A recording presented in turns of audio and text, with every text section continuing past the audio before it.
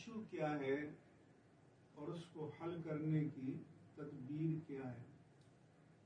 Crack down کا جواز تو تب ہوتا کہ اس سانحے کے بعد ملک کی سڑکیں بلاک کر دی جاتی، جگہ جگہ ہنگامے ہوتے، ہم نے لوگوں کے جذبات کو کنٹرول کیا، لوگوں کی ترجمانی کی، تاکہ اس حساس اور نازک صورتحال میں کوئی ناخوشگوار صورتحال پیدا نہ ہو۔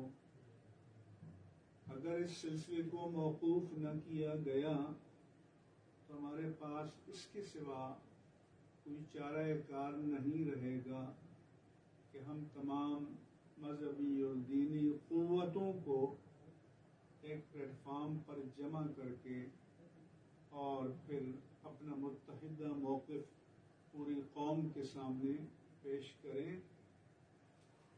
اس لیے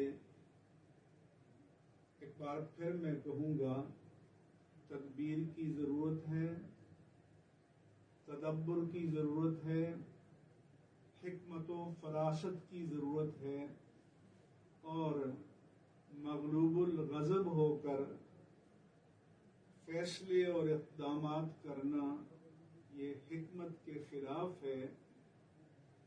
شریعت یہ کہتی ہے کہ جب قاضی بھی منصب عدالت پر ہو اور وہ مغلوب الغضب ہو جائے تو فیصلہ نہ کرے، کیونکہ پھر وہ اعتدال سے دور ہو جائے گا۔ اس لیے الحذر اے چیرہ دستاں، الحذر سخت ہیں فطرت کی تعظیم۔